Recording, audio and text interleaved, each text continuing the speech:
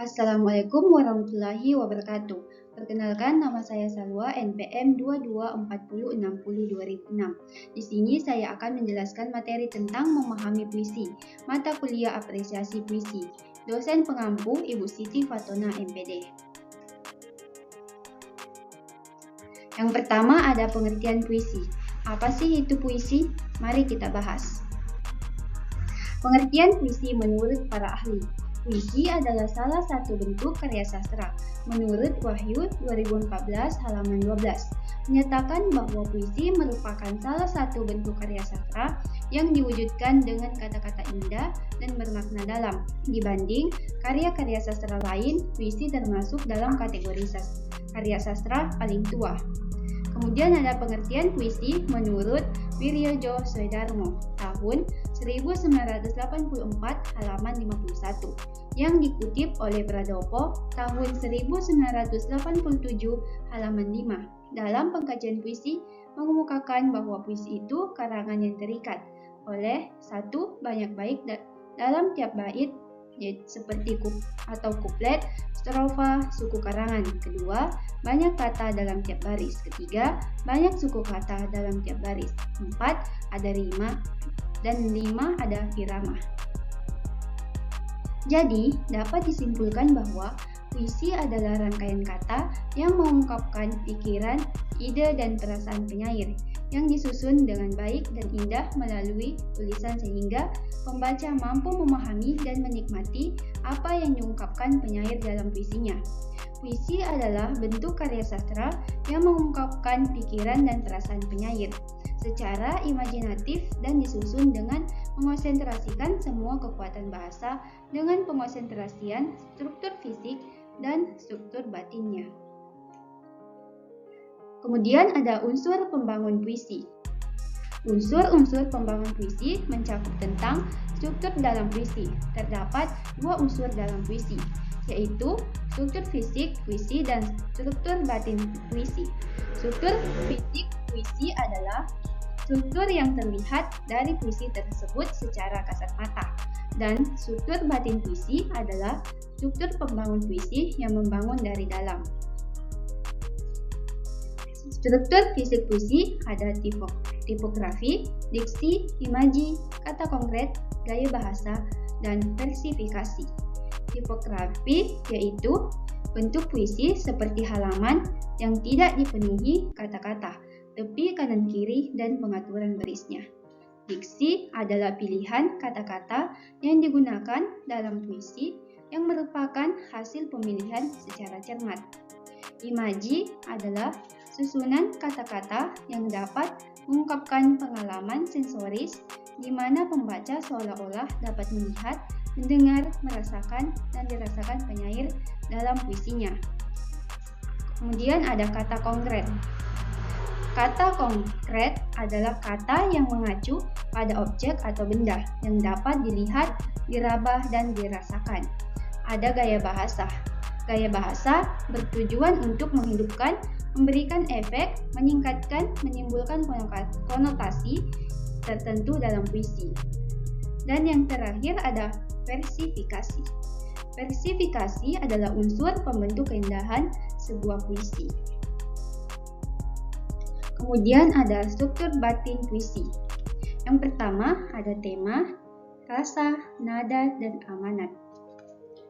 Tema adalah gagasan pokok yang diungkapkan penyair dalam puisinya. Rasa adalah sikap penyair terhadap pokok permasalahan yang terdapat dalam puisinya. Nada, sikap penyair atau penulis terhadap pembacanya. Dan amanat, pesan kebaikan yang disampaikan pengarang melalui cerita. Kemudian ada jenis-jenis puisi. Jenis-jenis puisi juga terbagi menjadi dua. Ada puisi lama dan puisi baru. Puisi lama adalah jenis dari karya sastra puisi yang diciptakan oleh nenek moyang sejak zaman dahulu. Dan puisi baru adalah puisi yang bebas dan tidak terikat dengan aturan-aturan. Ciri-ciri puisi lama dan puisi baru. Puisi lama tidak diketahui siapa pengarangnya atau anonim. Merupakan sastra lisan karena disampaikan dari mulut ke mulut. Sangat terikat dengan kaidah dan aturan-aturan seperti gaya bahasa, diksi, rima, intonasi, dan sebagainya. Kemudian ada puisi baru. Bersifat simetris atau memiliki bentuk rapi, memiliki sajak yang teratur, lebih menggunakan sajak syair atau pola pantun. Umumnya berbentuk 4 untai, terdiri dari kesatuan sintaksis atau gatra.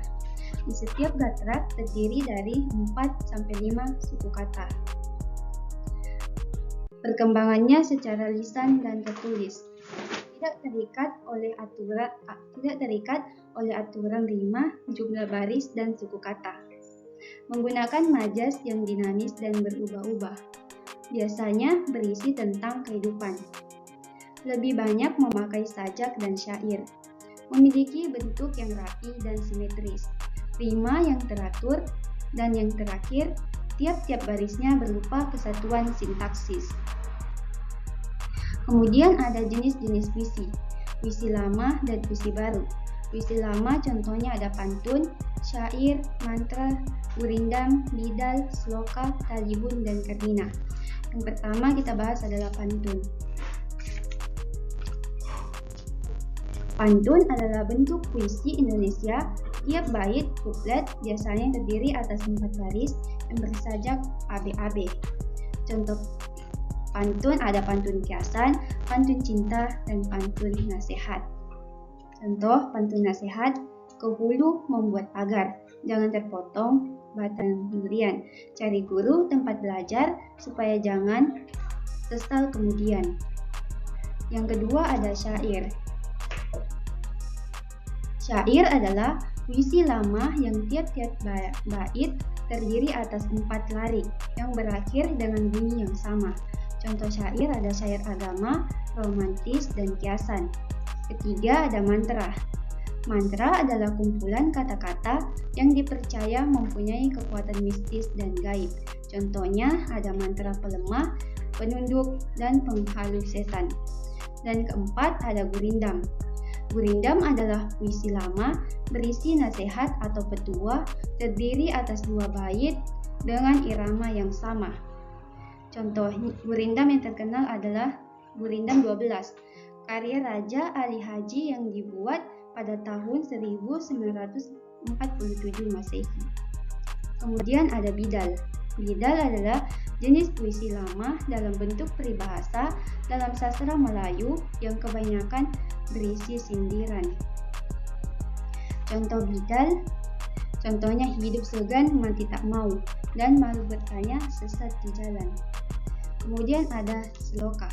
Sloka adalah pantun yang mempunyai beberapa bait saling sambung menyambung. Sloka contohnya, kalau boleh tentu ku mau, namun sayang itu milikmu.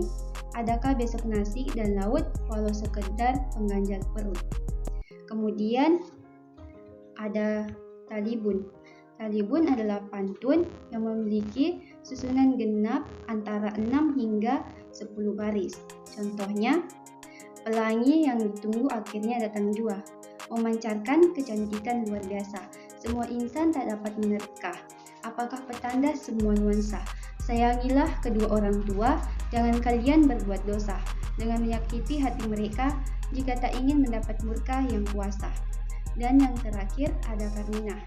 Karmina adalah pantun yang terdiri dari 2 baris. Karmina adalah versi pendek dari pantun. Contohnya, burung hinggap di atas dahan, jauhi niat bermegah-megahan. Kemudian ada puisi baru. Puisi baru berdasarkan isi dan berdasarkan bentuk. Puisi baru berdasarkan isi ada balada, himne, romansa, ode, epigram, elegi, dan satire. Kemudian berdasarkan bentuk ada distikon, tersina, quatrain, quint, sektet, septain, oktav, dan sonata. Gambaran puisi Indonesia. Ada gambaran puisi Indonesia ada mantra, pantun dan syair, puisi Jawa, puisi baru, puisi angkatan 45, dan puisi kontemporer. Kemudian yang terakhir ada kesimpulan. Kesimpulannya, puisi merupakan kesusastraan yang paling tua. Puisi adalah rangkaian kata yang mengungkapkan pikiran, ide, dan perasaan penyair yang disusun dengan baik dan indah melalui tulisan, sehingga pembaca mampu memahami dan menikmati apa yang diungkapkan penyair dalam puisinya. Dalam puisi terdapat dua struktur, yaitu struktur fisik dan batin. Jenis-jenis puisi juga terbagi menjadi dua, ada puisi lama dan puisi baru. Puisi baru berdasarkan isi dan puisi baru berdasarkan bentuk. Kemudian terdapat gambaran beberapa puisi di Indonesia, yaitu ada mantra, pantun dan syair, puisi Jawa, puisi baru, puisi angkatan 45, dan puisi kontemporer. Mungkin itu saja yang bisa pemaparan materi dari saya. Kurang dan lebihnya saya mohon maaf. Wabillahi taufik wal hidayah. Wassalamualaikum warahmatullahi wabarakatuh.